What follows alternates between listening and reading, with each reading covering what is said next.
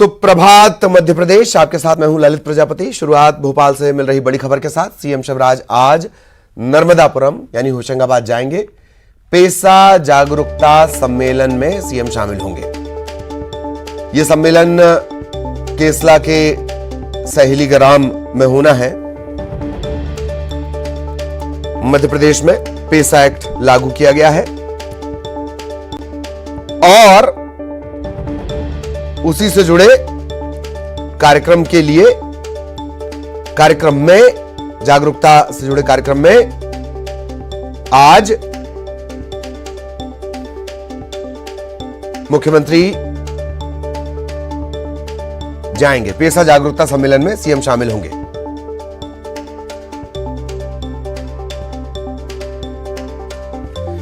और सहयोगी रंजना इस वक्त हमारे साथ जुड़ी हुई है। रंजना के पास आपको लिए चलेंगे। रंजना, कल इतिहास बनाया गया और आज इससे जुड़ा एक सम्मेलन, क्या कुछ ये कार्यक्रम, क्या कुछ इसके बारे में जानकारी रंजना?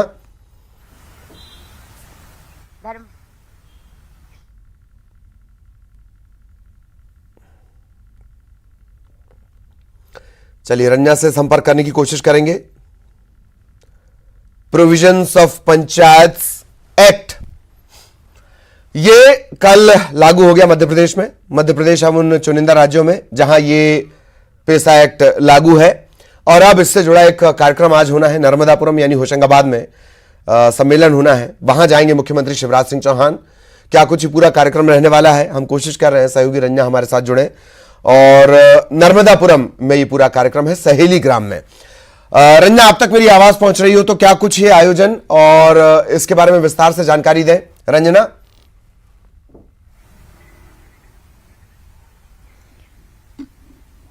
जी ललित, बिल्कुल नर्मदापुरम में आज एक कार्यक्रम होने वाला जिसमें खुद मुख्यमंत्री शिवराज सिंह चौहान शिरकत करने वाले और खास करके मध्य प्रदेश में अब जो पेसा एक्ट है वो लागू हो गया है और मध्य प्रदेश देश भर के उन चुनिंदा राज्यों में शामिल हो गया है, क्योंकि अब तक 7 राज्यों में जो पेसा एक्ट है वो लागू है, जिसमें अब मध्य प्रदेश भी शामिल है। और इसी के तहत इस जगह पर उन तमाम जो जनजातीय वर्ग के लोग हैं वो भी शामिल होंगे और इसी पेसा एक्ट के बारे में उनको बताया जाएगा कि आखिर अब तक उनके साथ किस तरीके से जो समस्याएं उनके सामने हुआ करती थी, लेकिन अब जिस तरीके से ये एक्ट आ चुका है उसके बाद न सिर्फ उनकी समस्याओं का समाधान होगा बल्कि उनके साथ जो अब तक न्याय नहीं हुआ है कई मोर्चों को लेकर वो सब न्याय भी होगा। और दूसरी बात ये भी है ललित कि पेसा एक्ट में जिस तरीके से जो प्रावधान है जो किए गए हैं वो आदिवासियों और जनजातीय वर्ग के हित में भी है, जिसमें खास करके अगर कोई विवाद होता है तो उसे पुलिस नहीं बल्कि सबसे पहले ग्राम सभा सुलझाएगी और पुलिस को भी जो सदस्य है उनको सूचना देनी होगी और इसी के बाद ही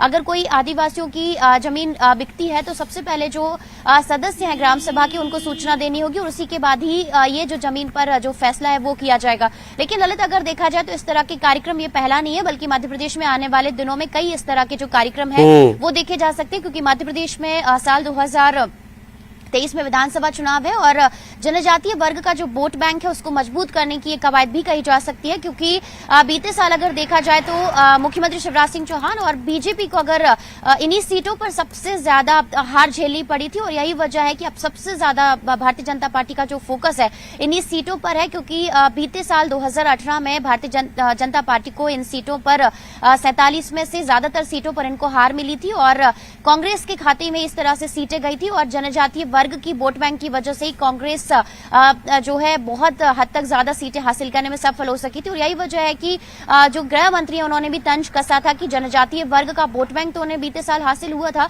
लेकिन उन्हें अपने पास बरकरार रखने के लिए जिस तरीके से कांग्रेस कोशिशें कर रही है या जिस तरीके के पेसा एक्ट को लेकर बयान दे रही है वो उनके लिए अच्छा नहीं है और इन्हीं सारी चीजों को भुनाने के लिए अब भारतीय जनता पार्टी पूरी तरह से कोशिशों में जुट गई है और आज एक बड़ा सम्मेलन नर्मदापुरम संभाग में आयोजित हो रहा है और खास करके एक बड़ा वर्ग है जिसको पेसा एक्ट के बारे में बताने की जो कोशिशें हैं वो भी की जाएगी ललित। बिल्कुल बिल्कुल, ग्राम सभा को ताकत को लेकर भी तमाम बातें आज सुनने में आएंगी। सारा मामला जल जंगल जमीन का है ऐसा बताया जाता है, मामला वोट का भी है, ये रंजना समझाने की आपको कोशिश कर रही थी। बहुत बहुत शुक्रिया रंजना, लेकिन आप हमारे साथ लगातार बनी रहे। आगे एक और अहम खबर को लेकर हम चर्चा करेंगे। तो एक तरफ मध्य प्रदेश कांग्रेस के जो तमाम नेता हैं वो राहुल गांधी की भारत जोड़ो यात्रा की तैयारियां कर रहे हैं। इधर एक और तस्वीर आई है, पीसीसी चीफ कमलनाथ के जन्मदिन से पहले का एक वीडियो सामने आया है। इसमें कमलनाथ एक मंदिर नुमा केक काटते नजर आ रहे हैं। इस वीडियो के सामने आने के बाद बीजेपी ने कमलनाथ पर निशाना साधा। सीएम शिवराज ने केक काटने पर कमलनाथ पर तंज कसा है। मुंह में राम बगल में छुरी, जाकी रही भावना जैसी। अब बताइए, केक में हनुमान जी बनाए जाते हैं? ये सनातन परंपरा का अपमान नहीं है? हनुमान जी को आप केक पे बना रहे हैं और केक काट रहे हैं। ये अपमान है हिंदू धर्म का, सनातन परंपरा का, जिसको ये समाज स्वीकार नहीं करे। और इस मुद्दे पर कांग्रेस का क्या कुछ कहना है वो भी आपको सुनवा देते हैं।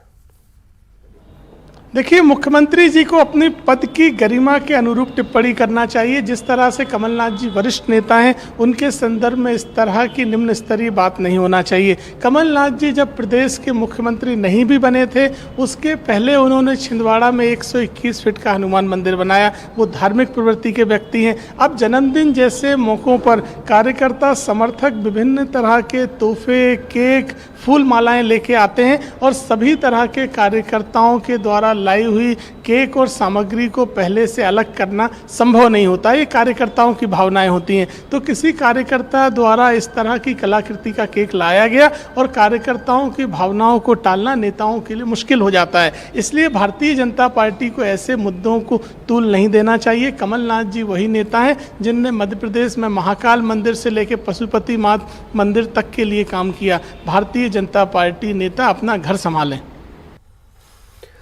भाजपा अपना घर संभाले। और केक काटने से सनातन को बहुत नुकसान हुआ कि नहीं पता नहीं, आहत बहुत हो गए सनातनी। ये तमाम बातें निकलकर सामने आई है। रंजना के पास आपको लिए चलते हैं। रंजना, तमाम दौर के बीच अब चर्चा लगातार केक की होती रहेगी, इतना तय है। केक काटा गया, नहीं काटा गया, समर्थक लाए थे, कौन नहीं लाया था, पर रखा तो कमलनाथ के सामने ही था। रंजना। जी ललित, बिल्कुल सही कहा आपने, क्योंकि अब बैठे बैठाए कांग्रेस ने, भारतीय जनता पार्टी और अन्य राजनीतिक दलों को एक मुद्दा जरूर दे दिया है, खास करके क्योंकि अगर बात करें तो लोग और जो पूरा देश है धार्मिक आस्थाओं का ही देश है। और जाहिर सी बात है कि धार्मिक आस्थाओं की अगर इस तरीके से बात होगी तो लोग आहत जरूर होंगे। और खास करके जब पीसीसी चीफ कमलनाथ इस तरीके से केक काटेंगे तो विवाद तो जरूर गहराएगा। लेकिन ये है कि जब चुनाव नजदीक है और जब खुद पीसीसी चीफ कमलनाथ अपने आप को हनुमान भक्त बताते हैं, हनुमान जो मंदिर है उन्होंने बनाया है, लेकिन इस तरीके से अगर ये केक वहां पर काटा गया है तो जाहिर सी बात है कि धार्मिक आस्थाओं से जो आहत करने वाला जरूर ये जो पूरा वाकया है यहाँ पर निकलकर सामने आया। और इसको लेकर चाहे भारतीय जनता पार्टी के तमाम नेताओं की बात करें जिन्होंने ये भी कहा है कि ये सिर्फ और सिर्फ हनुमान भक्त होने का दिखावा करते हैं, लेकिन जिस तरीके से केक उन्होंने काटा है वो जाहिर करता है कि वो कहीं से भी भक्त नहीं है, सिर्फ अपने ऊपर जो चोला है वो ओढ़े हुए हैं। लेकिन दूसरी बात यह भी कि अगर इस तरीके का केक आया हुआ था जिसमें हनुमान जी की जो उसमें छवि भी लगाई गई थी, तो ऐसे में जब आने वाले दिनों में चुनाव भी है तो इस तरीके की जो विवाद है इनसे दूर रहने में ही भलाई है, क्योंकि बहुत बड़ा वर्ग है जो इन बातों को बहुत हद तक आहत भी करता है और एक तरह से प्रभावित भी करता है। तो ऐसे में अगर देखा जाए ये जो मुद्दा जिस तरीके से विवाद अभी उछला है तो कांग्रेस को कहीं ना कहीं थोड़ा सा नुकसान जरूर उठाना पड़ सकता है। ललित, जाहिर तौर पर किसी अति उत्साही कार्यकर्ता की बात कर ली जाए या जिसने भी केक बनाया है, 4 लेयर का ये केक है। वैसे केक की सियासत मध्य प्रदेश के छिंदवाड़ा से बहुत पुरानी भी है। उमा भारती भी इसी तरह सवालों में घिर गई थी जब जामसावली मंदिर में अंदर जाकर उन्होंने अपने जन्मदिन पर केक काट दिया था। लोगों ने अचानक से ये रहस्य खोज कर निकाला कि वो अंडे वाला केक था। हनुमान जी के मंदिर में अंडे वाला केक कैसे चला गया, उसका पता नहीं चल पाया कि अंडा उसमें था कि नहीं था, पर केक है। केक मध्य प्रदेश की राजनीति से बहुत जुड़ा हुआ है। बहुत बहुत शुक्रिया रंजना आपका इस तमाम जानकारी के लिए। रंजना हमारी सहयोगी जुड़ी हुई थी। अगली बड़ी खबर भोपाल से ही। बीजेपी के प्रदेश प्रभारी मुरलीधर राव आज गुना जाएंगे। बीजेपी पदाधिकारियों के साथ वो बैठक करेंगे। 2023 विधानसभा चुनाव पर मंथन होगा। मंडल अध्यक्षों के साथ मुरलीधर राव बैठक करेंगे।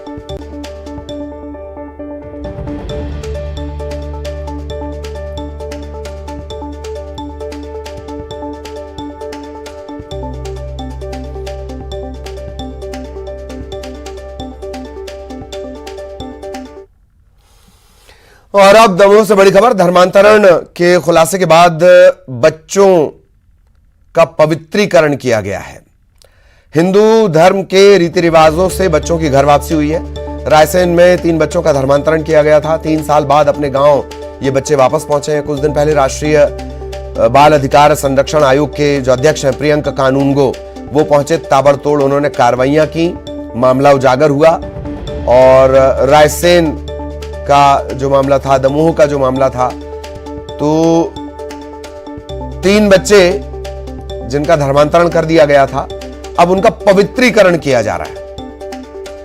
पहले धर्मांतरण हुआ, अब पवित्रीकरण हुआ है। पवित्रीकरण कैसे हुआ? ऐसा करने से पवित्रीकरण होता है और हिंदू रीति रिवाज के हिसाब से बच्चों की घर वापसी इसे बताया जा रहा है। रायसेन का पूरा मामला है। 3 बच्चों का धर्मांतरण का खुलासा यहां पर हुआ था। दमोह से धर्मेश पांडे हमारे संवाददाता हमारे साथ जुड़े हुए हैं। धर्मेश, बच्चों की घर वापसी, हिंदू रीति रिवाज से पवित्रीकरण भी हुआ। धर्मेश जी ललित, आप विस्तार से जानकारी दें। पवित्रीकरण हुआ है इन बच्चों का, 3 बच्चों का, और धर्मांतरण हो गया था इनका। जी ललित, मैं आपको बता दूं, ये 2019 में एक मजदूर के बच्चे भोपाल से जो बाल संरक्षण समिति द्वारा अपने संरक्षण में लिए गए थे और उसी दौरान ये अपने पिता से बिछड़ गए थे। लगातार इसके पिता अपने बच्चों को वापस लेने के प्रयास कर रहे थे और जिसके बाद में करीब 3 साल के बाद में ये बच्चे पहले भोपाल से फिर रायसेन पहुंचे थे, जहां पर इनका धर्मांतरण हो गया था। उसके बाद में पिता को बड़ी मुश्किल से अपने बच्चे वापस मिले और जब बच्चे वापस मिले और जब इनकी कल वापसी हुई तो जो हिंदूवादी संगठन है, इनने बाकायदा एक पार्वती जो सिविल वार्ड है दमोह का, वहां ले जा करके और जो हिंदू रीति रिवाज है तो उसके अनुसार इनका पवित्रीकरण का है और घर वापसी हुई है। ललित, चलिए, इनकी घर वापसी हुई। इनके परिजनों का कोई रिएक्शन मिल पाया है? हालांकि जैसे आपने बताया कि वो लगातार कोशिश कर रहे थे कि उनके बच्चे उन्हें वापस मिल जाएं, तो क्या कुछ रिएक्शन घर वालों का मिल पाया है धर्मेश? जी, घर वालों का और जैसे हिंदूवादी संगठनों का कहना है कि पहले सनातनी धर्म से हिंदू धर्म से थे, फिर इनको गलत है धोखे से दूसरे धर्म में कन्वर्ट कराया गया था। तो एक बार बच्चे पुनः अपने घर वापस आए, अपने धर्म में आए, तो इसके लिए उनका जो है पवित्रीकरण कराया गया बाकायदा मंदिर में और उसके बाद में घर वापसी हुई है। ललित, ये जो परिवार है, जैसा कि आपने बताया कि उससे ये बच्चे जो ला लिए गए थे, जबरन लाए गए थे, किन सरकमस्टेंसेस परिस्थितियों में लाए गए थे, क्या इसे लेकर भी अब कोई जांच होगी या परिवार कोई शिकायत कहीं करना चाहता है कि जबरन ये बच्चे ले जाए गए थे? ललित, मैं आपको बता दूं, ये दोनों पति पत्नी के बीच में कहीं ना कहीं ये दोनों के बीच में एक लंबा विवाद था और उसके बाद में ये बच्चे उसी विवाद के दौरान घर से कहीं दूर हो गए थे, जिसके बाद में बाल संरक्षण के द्वारा इन बच्चों को अपने संरक्षण में लिया गया था। तो जो इनका पिता था वो मजदूरी करने के लिए वहां पहुंचा था। मंडीदीप से ये पूरी की पूरी बात शुरू होती है। हाँ, तो ये इसकी पत्नी इससे लड़ झगड़ करके और भोपाल पहुंची थी। भोपाल में मानसिक रूप से विक्षिप्त होने की वजह से इसकी महिला वैसे देखरेख नहीं कर पा रही थी, जिसके बाद में कहीं बाल संरक्षण समिति को इस चीज की जानकारी लगी थी, भनक लगी थी, जिसके बाद में बाल संरक्षण समिति ने तीनों बच्चों को अपने संरक्षण में लिया था। तो ये बच्चे माता पिता के दोनों के विवाद की वजह से कहीं न कहीं ऐसे पहुंचे थे और फिर बाद में पिता ने भरपूर प्रयास किया लगातार, बाकी इनकी माँ की वजह से ये बच्चे इनको नहीं मिल सके थे। क्या मामला रहा तो ये पूरा जांच का विषय है। बाकी ये मंडीदीप से बात शुरू हो करके भोपाल पहुंची, तो भोपाल के बाद में ये बच्चे कहाँ से कैसे पहुंचे तो ये पूरा जांच का विषय है। ललित, बिल्कुल बिल्कुल, बहुत बहुत शुक्रिया आपका धर्मेश इस तमाम जानकारी के लिए। और अब ग्वालियर से बड़ी खबर, मायके में रह रही गर्भवती पत्नी को पति ने करंट लगा दिया। पत्नी की हालत ये घायल है। पत्नी को कमला राजा अस्पताल में भर्ती करवाया गया है। अस्पताल में महिला ने बच्चे को भी जन्म दिया। शिवानी गुर्जर नाम की विवाहिता है, इसे करंट लगाया है। नरेश उर्फ गणेश गुर्जर पर यह करंट लगाने का आरोप है। बेहर थाना इलाके के रंगावा गांव में यह घटना हुई है। पुलिस ने पति के खिलाफ हत्या की कोशिश का मामला दर्ज किया है। बहुत बहुत अमानवीय है। गर्भवती पत्नी को करंट लगाना।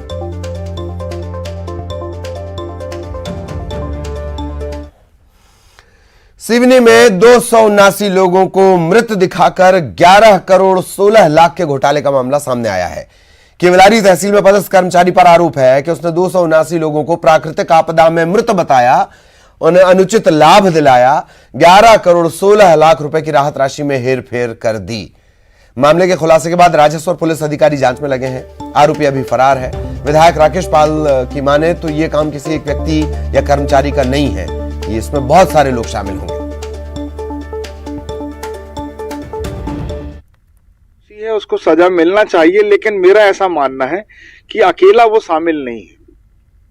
इसका इन्वेस्टिगेशन अच्छे से होना चाहिए, इसमें और भी लोग शामिल हैं, क्योंकि एक अकेला व्यक्ति करोड़ों रुपए का घोटाला और पैसों का इधर उधर जो है लेन देन जो है एक अकेला नहीं कर सकता। इसके साथ कोई ना कोई जो है एक ग्रुप है और जो कि इन्वेस्टिगेशन में सामने आना चाहिए।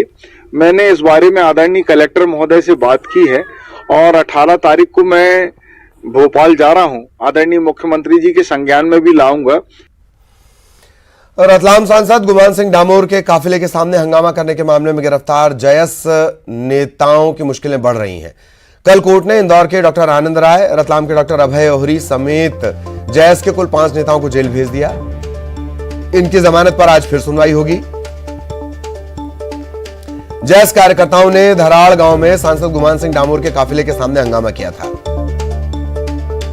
रतलाम कलेक्टर नरेंद्र सूर्यवंशी ने मौके पर पहुंचकर उन्हें बड़ी मुश्किल से बाहर निकाला था। इसके बाद बिलपांक पुलिस ने 50 से ज्यादा लोगों पर मामला दर्ज किया है। पुलिस का कहना है कि इस मामले में शामिल लोगों की भूमिका की जांच की जा रही है। जल्द कुछ और लोग गिरफ्तार किए जाएंगे। इस घटनाक्रम के बाद जब गुमान सिंह से पूछा गया तो उन्होंने कहा कि साजिश हो रही है, उनकी जान को खतरा है और ये षड्यंत्र है। पर्टिकुलर प्रकरण में लगभग 18-19 व्यक्ति हैं जिनको नामजद शिनाख्त की गई है, जिनका रोल इसमें आया है। उन सभी में से जिनमें 5 लोगों को कल ही गिरफ्तार किया गया, जैसे मैंने बताया। अन्य व्यक्तियों के रोल का प्रॉपरली इवैल्यूएशन करते हुए, उनका बारीकी से जांच करते हुए आगे की कार्रवाई की जाएगी। जबलपुर के रानी दुर्गावती विश्वविद्यालय में शुरू हुई भर्ती प्रक्रिया विवादों में है। एनएसयूआई ने इस प्रक्रिया में धांधली के आरोप लगाए हैं। एनएसयूआई के पदाधिकारियों के साथ पहुंचे कार्यकर्ताओं ने विश्वविद्यालय परिसर में जमकर नारेबाजी की। छात्र संगठन के पदाधिकारियों का आरोप है कि विश्वविद्यालय प्रबंधन अपने चहेतों को नौकरी पर रखना चाहता है।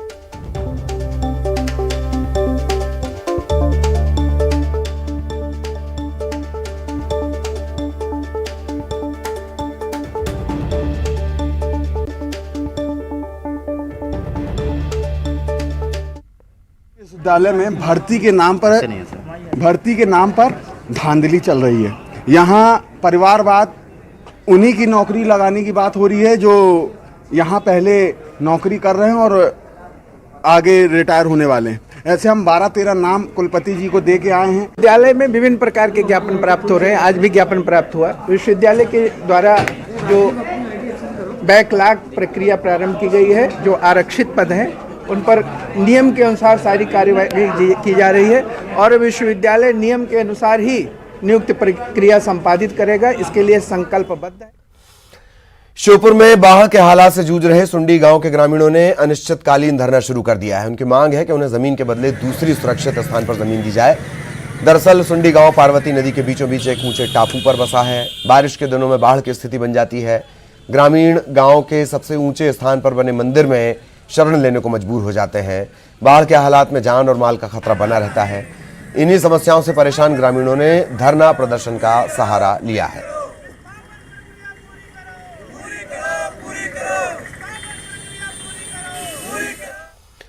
खबर देवास से। यहां के राधागंज वार्ड क्रमांक 33 में पानी की समस्या को लेकर महिलाओं ने सड़क पर प्रदर्शन किया।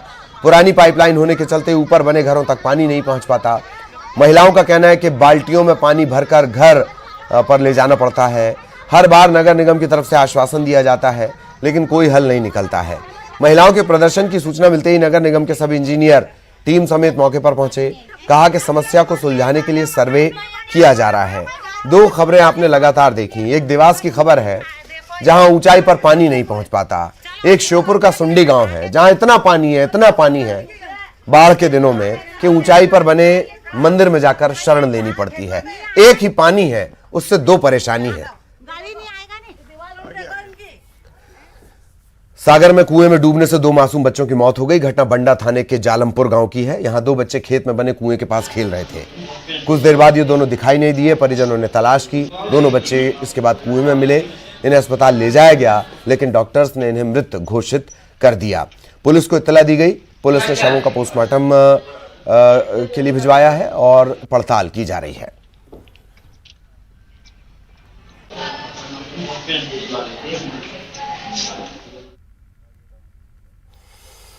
और अब